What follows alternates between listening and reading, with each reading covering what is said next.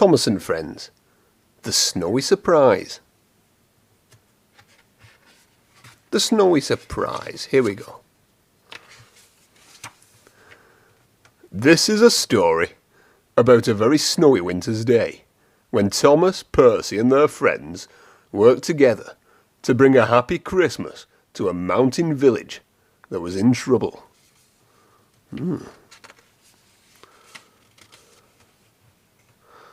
Thomas enjoyed puffing up and down his branch line every day. He liked the sights and the people he met along the way. One of his favourite places to visit was a small village high in the mountains. The people there were very friendly and always waved to Thomas as he passed. On Christmas Eve, the engines woke to find that a winter storm was covering Sodor with a thick blanket of snow. The Fat Controller came to see Thomas and Percy. "Percy, you will take Thomas's coaches and deliver the Christmas post along his branch line today," he said. "I need Thomas at the docks." Thomas was disappointed. He wanted to see if his friends in the village needed help in the storm. "I will look after your friends for you," Percy promised. Percy took Annie and Clarabelle and steamed up the mountain. Even in the snow, he was making good time. Suddenly, his driver called out, "What's that?" Through the blizzard, Percy saw a red glow. As he got closer, he saw that it was a fogman standing by the track with a warning light. "Every road and track in the village is blocked by the snow," the fogman shouted. "You must fetch help, Percy."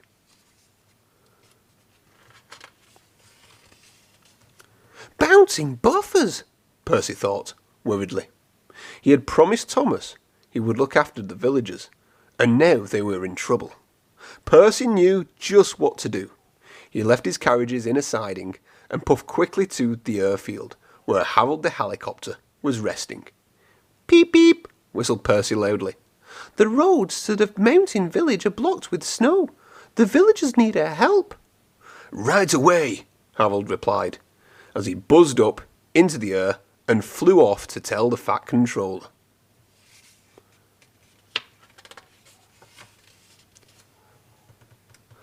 Percy headed back towards the yard, and he was almost there when he met another engine coming up the other way. It was Thomas, wearing a snowplow. After hearing Percy's message, the Fat Controller had sent Thomas to take Terence the tractor and a works train to help the people in the village. "Thank you for looking after my friends, Percy," puffed Thomas. "Now follow me."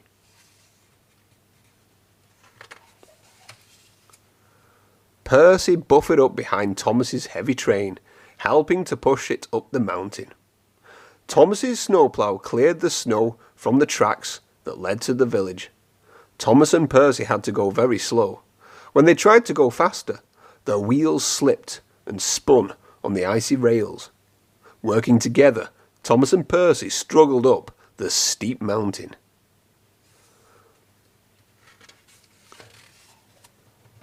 At last, Thomas puffed. "There's the village." Percy was very tired, but he pushed and pushed until the train was safely in the station. Percy heard a loud buzzing from the air and looked up. He was happy to see Harold dropping parcels of food for the people and their pets in the village. Look there, there's a parcel of food coming down on a parachute.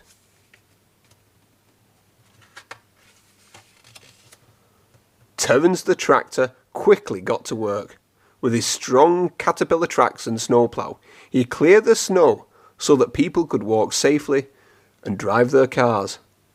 "Snow is lovely stuff," said Terence cheerfully as he worked. The children agreed. They were having fun sledging down the hills and making snowmen in the village.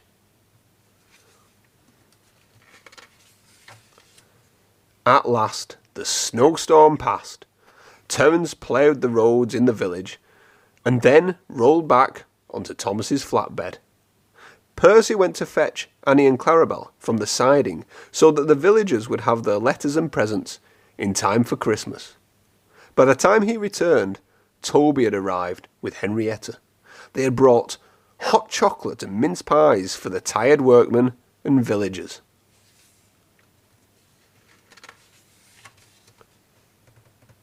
As Thomas and Percy truffed away, the villagers waved goodbye. "Well done, Percy! Well done, Thomas!" they cried. "Thank you for giving us a happy Christmas."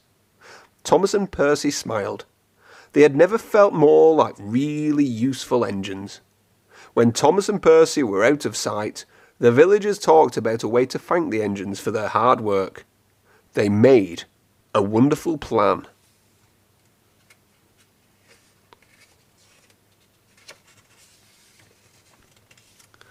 That night, the villagers loaded many boxes and parcels into Henrietta, then climbed aboard.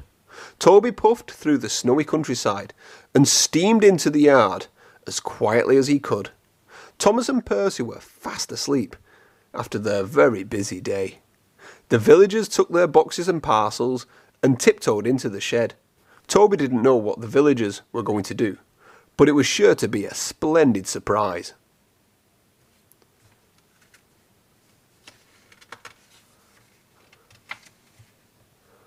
Thomas was the first to wake up on Christmas morning. He could not believe his eyes.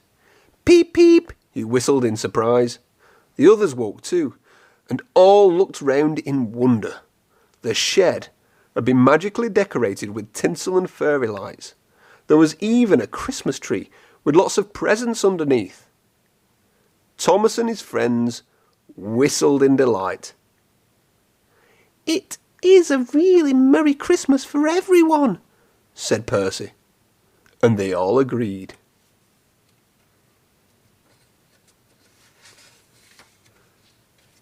The